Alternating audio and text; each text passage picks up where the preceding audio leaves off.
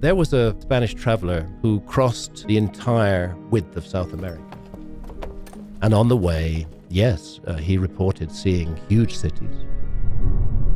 Within 100 years, other Spaniards were in there exploring. They couldn't find the cities.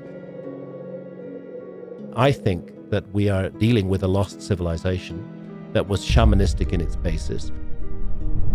And they're only being found now. Deep in the high, rugged terrain of the Sacred Valley, the Temple of the Sun at Ollantaytambo stands as a marvel of ancient engineering. The temple's most awe-inspiring feature is undoubtedly the wall of the 6 monoliths, composed of enormous stones weighing tens of tons each. The mystery of how these massive stones were transported to such an elevated location without modern technology continues to baffle scientists, historians, and archaeologists alike. Some people think that the answer is extraterrestrial visitors. I don't think that's the answer, but who knows? While theories abound, from the use of log rollers and ramps to the sheer force of human and animal power, the exact methods remain a subject of speculation and admiration. Incredible megaliths there, which archaeology gives entirely to the Incas, even though the Incas themselves recognized and honored the work of predecessors.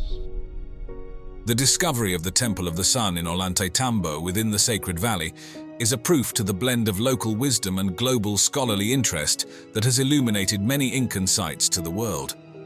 This particular site's journey into modern awareness began in earnest during the 19th century and gained significant momentum from the explorative zeal of the early 20th century. Notable figures like Hiram Bingham, known for bringing Machu Picchu to global attention in 1911, played a crucial role in setting the stage for the exploration, even though he wasn't directly involved in its discovery. The first detailed accounts emerged from the efforts of explorers like Sir Clements Markham in the late 19th century. These early explorers documented the Inca trails and their connecting sites, marveling at Ollantaytambo's grandeur and intricate stonework while noting its potential significance. By the 1920s and 1930s, more thorough expeditions were conducted. Both Peruvian and international teams worked to catalogue the ruins using early photographic techniques, which helped to create detailed records that would prove invaluable for both restoration and further study. If you wish to pass information to a distant future, you wouldn't be smart to just write it down. How can we know that our script is going to be readable by any other culture, let's say 10,000 years in the future? The mid-20th century brought a surge of archaeological interest that introduced more scientific methods to the study of this ancient site. Beginning in the 1950s, archaeological teams started applying rigorous scientific techniques to their excavations, notably during the 1960s under the direction of American archaeologist John Rowe. His work was pivotal in contextualizing Ollantaytambo within the broader narrative of the Inca Empire's expansion and religious practices. These teams made significant technological advances, employing early photographic equipment and, later on, more sophisticated imaging techniques to analyze the alignment of the temple's stones. This was especially important for understanding the temple's role in relation to astronomical events, such as the solstices, which held considerable significance in Inca cosmology. On the summer solstice, you're going to see the sun rising far to the north of east. Go there on the winter solstice, you're going to see it far to the south of east.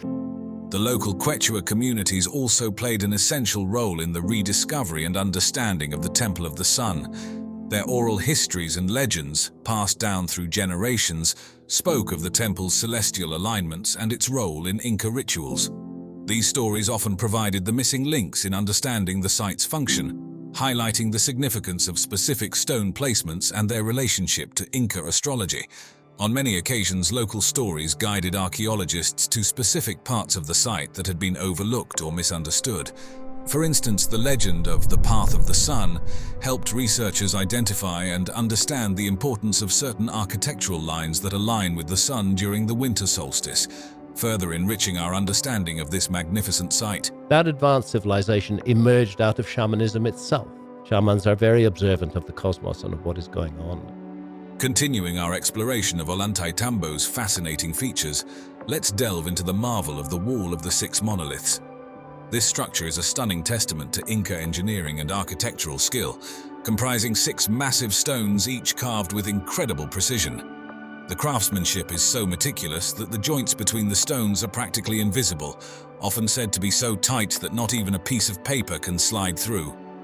The construction process of this wall was no small feat. The Incas employed sophisticated stoneworking techniques honed over generations. The stones, sourced from quarries several kilometers away, required a complex logistical effort to transport. While the exact methods remain a subject of debate among historians, theories include the use of log rollers, llamas, and substantial human labor. Upon arrival at the site, these stones were shaped with great care to fit together seamlessly, using a technique known as ashlar masonry, which involves cutting stones to fit without the need for mortar. This not only enhanced the wall's aesthetic and structural integrity, but also its resilience against the region's frequent earthquakes. Understanding the geological and architectural principles was crucial for the construction of such a structure.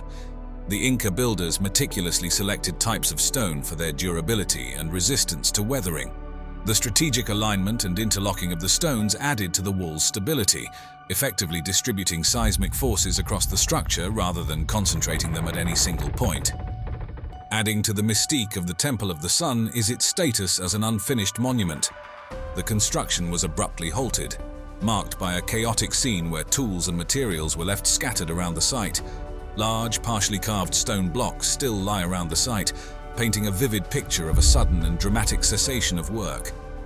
This snapshot in time provides a unique window into the Inca construction techniques and the meticulous planning that characterized their building processes. Is knowledge preserved and passed down through the ages? Yes, I think it is. To truly appreciate the enormity of the Wall of the Six Monoliths, consider that each stone could weigh as much as 50 tons.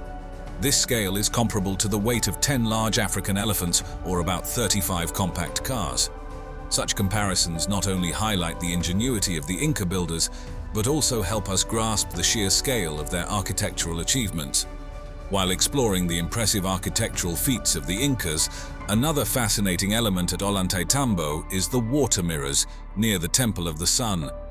These reflective pools serve as a testament to the Incas' refined engineering and deep astronomical knowledge. Crafted to manipulate natural elements for both practical and ceremonial purposes, these water mirrors showcase a profound understanding of the environment. The design of these water mirrors was both ingenious and purposeful. The bases were made of flat, smooth stones polished to a high sheen, enhancing their reflective properties. The edges of the pools were lined with precisely cut stones, ensuring the water remained still and perfectly mirrored the sky above.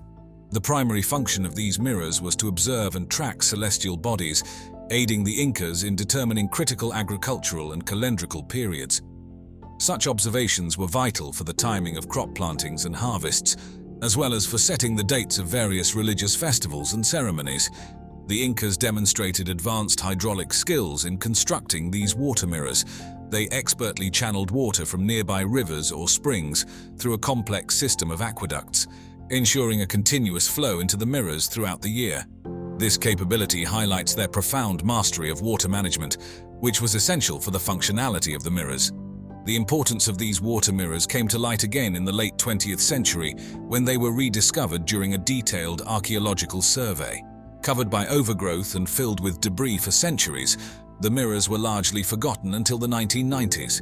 Archaeologists, using ground-penetrating radar and traditional excavation techniques, found anomalies in the soil that led to the uncovering of these structures. Restoring them posed significant challenges. The process involved delicate procedures to clear the vegetation and debris without damaging the ancient stonework.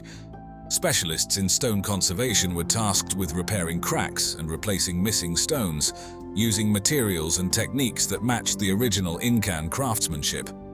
An interesting parallel can be drawn between these Incan water mirrors and the Roman impluvium, water features central to Roman atrium houses designed to collect rainwater. While both cultures utilized architectural features involving water for practical purposes, the Incas took it a step further by integrating their water mirrors into their spiritual and astronomical practices, significantly differing from the Romans' primarily domestic use. This comparison highlights not only the universal human fascination with reflective surfaces in architecture across different cultures, but also the unique adaptations of such features to meet specific cultural needs and beliefs. Perched on the rugged hills overlooking the ancient city of Cusco, The capital of the Inca Empire stands the majestic fortress of Saksaywaman. This colossal structure, crafted with mind-boggling precision and architectural genius, has withstood the ravages of time, silently guarding the secrets of a civilization long past. This is one of those cases where the science is even more sensational than the headlines. Imagine stones so large and perfectly fitted that not even a piece of paper can slide between them, and you begin to grasp the mystery and allure of Saksaywaman. This fortress, more than just a military bastion, is a testament to the Incas' advanced understanding of engineering, astronomy, and their profound connection to the natural world, challenging us to rethink our perceptions of the ancient world. Its story begins long before it caught the eye of Western historians and archaeologists, having been a significant part of local life and culture well before the Spanish conquest of the Inca Empire in the early 16th century. The horrendous catastrophe of the Spanish conquest. The Spanish sent ahead of them terrible diseases like smallpox. The Spanish first encountered Saksaywaman during their conquest of Cusco in 1533. Led by Francisco Pizarro and his brothers, the conquistadors were immediately struck by the grandeur and precision of the fortress, which was then a central feature of the Inca capital. Among the earliest and most vivid descriptions we have of Saksaywaman were penned by Pedro Sancho, Pizarro's secretary. Writing shortly after the fall of Cusco, Sancho's detailed accounts, alongside those of his contemporaries, provided a first glimpse into the size of the stones and the sophistication of the construction, laying a foundation for future archaeological investigations. That's me, for scale, standing beside that block. As the 19th century rolled around, the ruins of Saksaywaman piqued the interest of international travelers and scholars, spurred on by the growing field of archaeology. Notable among these was Ephraim George Squire, who visited Peru in the 1860s. His detailed sketches and descriptions further fueled worldwide interest and brought more attention to the site's historical and architectural significance. By the early 20th century, the first systematic studies were underway, mapping the site's structures and attempting to understand its historical context. However, these early efforts were often limited by the techniques of the time and a colonial mindset that occasionally misinterpreted the site's purpose and construction. Archaeology gives this work entirely to the Incas, even though the Incas themselves recognized and honored the work of predecessors. Advancements in archaeological methods in the late 20th and early 21st centuries, including digital mapping, detailed stratigraphic analysis, and remote sensing, have significantly enhanced our understanding of Saksaywaman. These modern techniques have shed light on the construction sequence, the true extent of the site, and its various phases of use, ensuring that each stone and artifact found continues to contribute to the story of a civilization known for its remarkable architectural feats and deep integration with its environment and the cosmos. The construction of Saksaywaman stands as a pinnacle of Incan engineering and craftsmanship, incorporating advanced techniques that continue to puzzle historians and engineers even today. The massive boulders used in its construction were quarried from limestone deposits around Cusco, and transporting these behemoths, some weighing as much as 200 tons and spanning several kilometers, remains one of the great enigmas of Incan ability. It is believed that thousands of laborers, without the aid of the wheel or large animals, maneuvered these stones using nothing but logs, ropes, and collective human strength. The cutting precision of these stones is nothing short of extraordinary. The Incas mastered a technique known as ashlar masonry, which allowed them to fit stones so tightly together that no mortar was needed. The fit is so snug that not even a blade of grass can slip through the joints, which also provided significant earthquake resistance. The stones could shift slightly and resettle without causing the structure to collapse, an essential feature in the earthquake-prone Andes.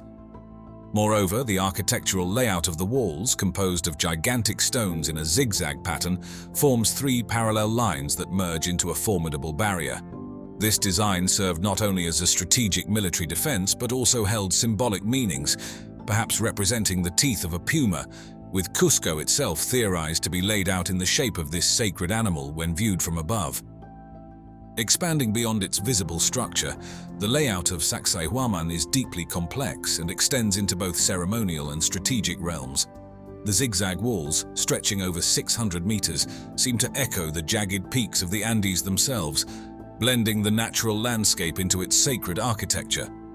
This design not only provided a stunning aesthetic connection to its surroundings, but also reflected the Incas' profound reverence for nature and the deities believed to reside within these natural elements. Researchers have also suggested that Saksaywaman's design incorporates an acoustic feature. Tests have shown that sounds made at certain points within the complex can be clearly heard across vast distances without any echo, indicating a sophisticated understanding of sound dynamics. This acoustical engineering would have been particularly advantageous during large gatherings and ceremonies, allowing leaders' voices to be projected to extensive crowds. Additionally, the site's astronomical significance is highlighted by the orientations of its walls and specific architectural features, which align with celestial events such as solstices and equinoxes. Continuing with the architectural and engineering marvels of Saksaywaman, the Incas demonstrated remarkable ingenuity in water management by incorporating an advanced drainage system within the construction. This system was critical in handling the heavy rainfalls typical of the region, effectively preventing erosion and water damage to the structure. Alongside this, the tiered terraces not only provided a robust defense mechanism, but were also ingeniously used to manage soil erosion and fertility, likely supporting gardens or smaller structures within the complex. When comparing Saksaywaman to another iconic Inca site, Machu Picchu, some intriguing differences and similarities emerge, particularly in terms of purpose, function, and construction techniques. Saksaywaman, often misconceived solely as a fortress due to its massive walls and strategic location, primarily served as a ceremonial site and a symbol of imperial power and divine authority. In contrast, Machu Picchu, built around the mid-15th century, functioned as a royal estate for Emperor Pachacuti and was heavily focused on religious ceremonies and astronomical observations. The construction styles of these two sites also reflect their differing roles and philosophies. Saksaywaman is characterized by the use of enormous stones, meticulously fitted together without the use of mortar. This construction technique, showcasing large-scale monumental architecture, was likely intended to display power and durability. On the other hand, Machu Picchu, while also renowned for its precision stonework, utilizes smaller, more regularly shaped stones that integrate seamlessly with the natural landscape, reflecting an overarching philosophy of harmony and balance with nature. Moreover, the locations and overall designs of Saksaywaman and Machu Picchu further highlight their distinct purposes. Saksaywaman's position on a high plateau overlooking Cusco gives it a robust, militaristic, and expansive design, symbolizing its role as a guardian over the capital. In stark contrast, Machu Picchu is nestled between mountain peaks, often enshrouded in mist, creating a more secluded and mystical ambience that is designed to blend into its mountainous surroundings, emphasizing its spiritual and retreat-like nature. These strategic choices in location and design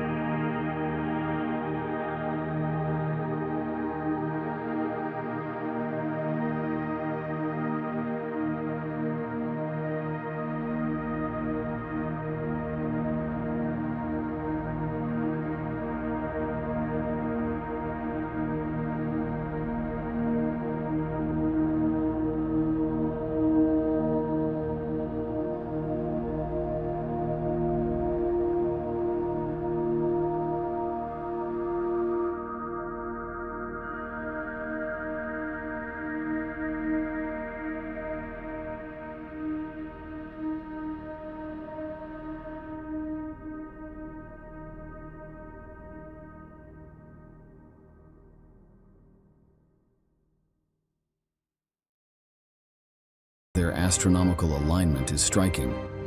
During the equinoxes, the play of light and shadow on this pyramid creates the illusion of a serpent slithering down its steps. To Hancock, these architectural marvels are not just buildings, but celestial maps, echoing an advanced understanding of the cosmos. Orion was extensively involved in Mayan rebirth beliefs, which described the constellation and specifically its three belt stars as the turtle of rebirth. In Egypt, as amongst the Maya, the stellar context involves Orion and the Milky Way.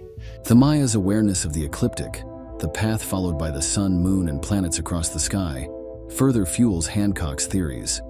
Their ability to predict solar and lunar eclipses and track the movements of Venus, which they revered as the god Kukulkan, showcases their deep astronomical knowledge. Did they learn this from an older civilization? Hancock wonders. A civilization lost in the depths of time. Hancock theorizes that the Maya might have been part of a vast network of ancient civilizations, sharing knowledge across seas and continents.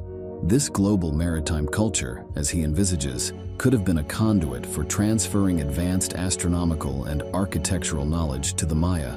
The architectural designs of the Maya, seen in their pyramids, temples, and cities, reflect a level of technological and engineering skill that seems almost ahead of their time. Were these skills handed down from a previous, more advanced civilization?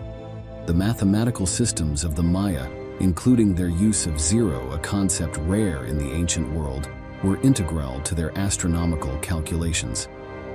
Hancock proposes that this mathematical sophistication, too, might be a legacy from a forgotten civilization. We're not what it's all about at all. That there may have been an earlier civilization that reached a high level of advancement, perhaps different from ours, but nevertheless an advanced civilization, which was just taken out of the story completely by a global cataclysm. In a tale woven from the threads of ancient mysteries, Graham Hancock, a modern-day seeker of lost truths, presents a fascinating theory. He imagines a world where an advanced civilization, predating the ancient cultures known to history, once thrived. This civilization, possibly flourishing before the last ice age ended around 10,000 BCE, was a beacon of knowledge in fields like astronomy, architecture, and mathematics.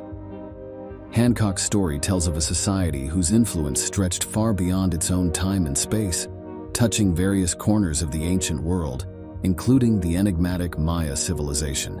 I think, and it's my case, that it wiped our memory of a previous episode of human civilization, that right at the epicenter of this cataclysm was a civilization that we would regard as advanced, not a simple hunter-gatherer civilization, which was utterly wiped out in this cataclysmic event. However, this ancient global society in Hancock's story faced a dramatic and catastrophic end. He hypothesizes that a cataclysmic event, such as a comet impact or a massive flood, nearly obliterated this civilization. But not all was lost. The survivors, carrying the torch of their advanced knowledge, ventured out into the world. These bearers of ancient wisdom found their way to other, less advanced societies and shared their knowledge, planting the seeds for new civilizations to grow. Among these were the Maya, who, in Hancock's view, may have been one of the many inheritors of this ancient legacy. Hancock points to the Maya's remarkable architectural and astronomical achievements as evidence of this influence. The precision of their calendar systems, their understanding of celestial cycles, and the alignment of their buildings with astronomical events are, in his narrative, not just the fruits of their own ingenuity, but possibly a heritage from a civilization lost in the mists of time. He draws parallels between the architectural styles, religious beliefs, and astronomical knowledge found across various ancient cultures, suggesting these similarities might be remnants of a shared source of ancient wisdom. Because we now know that at that time, between 12,800 and 11,600 years ago, truly global cataclysmic events involving rapid rises in sea level did occur, and suddenly the worldwide tradition of a global flood stops being just a myth and starts being a memory. In a narrative that intertwines the mysteries of ancient seas with the Maya calendar, Graham Hancock, a storyteller of history's hidden chapters, brings to life his theories of a bygone era. He paints a picture of an ancient world, not fragmented by vast oceans, but connected through them. This world, according to Hancock, was home to a sophisticated global maritime culture. This culture, adept in the art of navigation and shipbuilding, embarked on extensive sea voyages, knitting together the far-flung civilizations of the ancient world. Hancock's tale is not just about the movement of ships, but also about the flow of ideas, technologies, and beliefs. He sees the similarities in architectural styles and construction techniques across different ancient cultures as whispers of a shared knowledge, possibly disseminated through this maritime network. In this story, ancient seafarers are the unsung heroes, ferrying not just goods but also the seeds of culture and religion across the world's watery expanse. He draws parallels with the Polynesian navigators, known for their remarkable oceanic voyages, suggesting that similar capabilities could have existed among these ancient maritime cultures. They're telling us that this lost civilization was submerged in a great flood around 11,600 years before our time. This is why I think we need to pay attention to the Atlantis story rather than just write it off as the ravings of the lunatic fringe. But Hancock's narrative takes an intriguing turn as he touches upon the mysterious Maya civilization and their long count calendar. This calendar,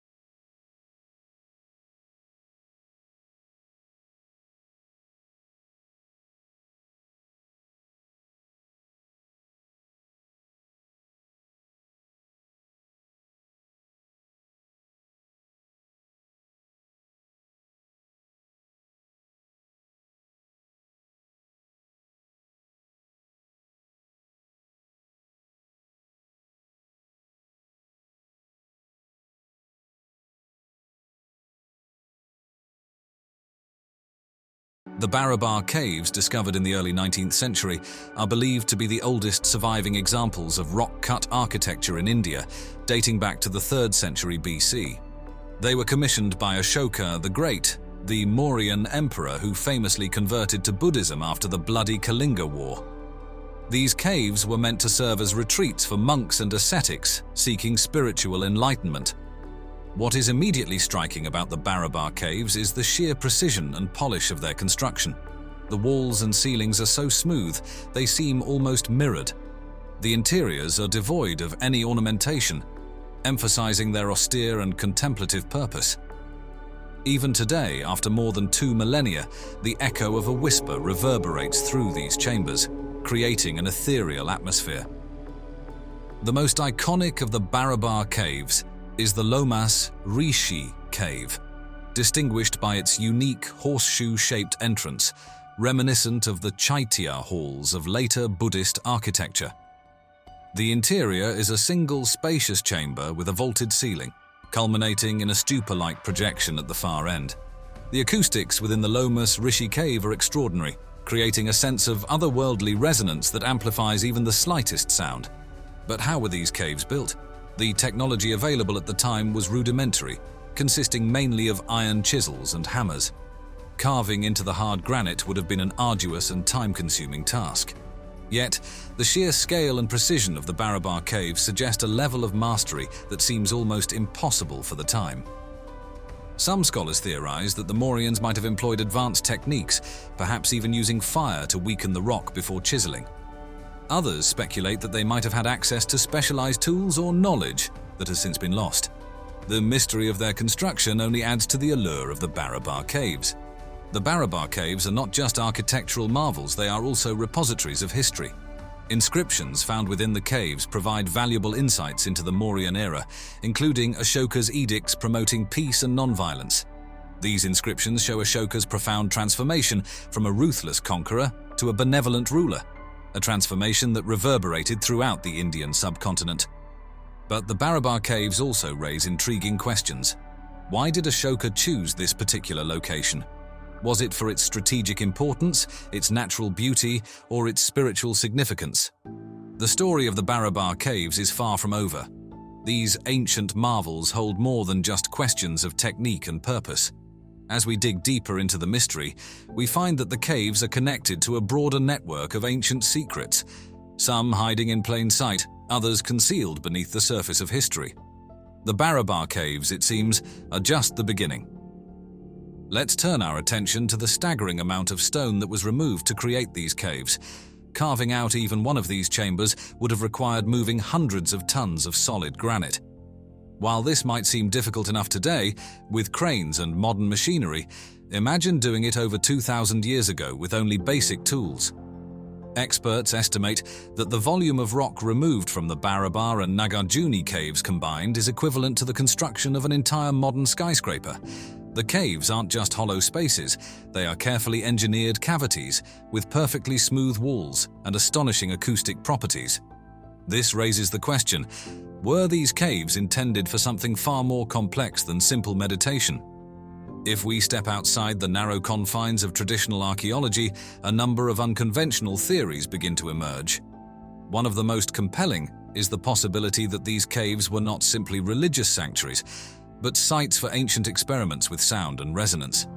Sound, after all, was a powerful force in many ancient cultures, believed to be a tool for healing, communication, and even construction. Could the Barabar caves have been designed to amplify certain frequencies, perhaps to aid in meditation or to access hidden states of consciousness? Some researchers propose that the unique sound dynamics within the caves were not accidental, but were the result of advanced knowledge of acoustics, knowledge that may have been lost to time. When comparing Barabar to other ancient acoustic marvels, such as the Hypogeum of Saflieni in Malta, where low-frequency sounds resonate powerfully within the subterranean chambers, the similarities are striking. In both cases, the structures amplify sound in ways that seem unnatural. Could there have been an ancient global understanding of sound technology that allowed different cultures to manipulate their environments for spiritual or scientific purposes? But even more provocative is the idea that the Barabar caves and the surrounding region could have been used for something much more practical. Some conspiracy theorists have speculated that these caves were not spiritual retreats, but part of a network of sites dedicated to early technological experiments, possibly in metallurgy or energy generation. Ancient India was known for its early advances in metallurgy, particularly with the discovery of wood steel, a high-carbon alloy that later became famous as Damascus steel.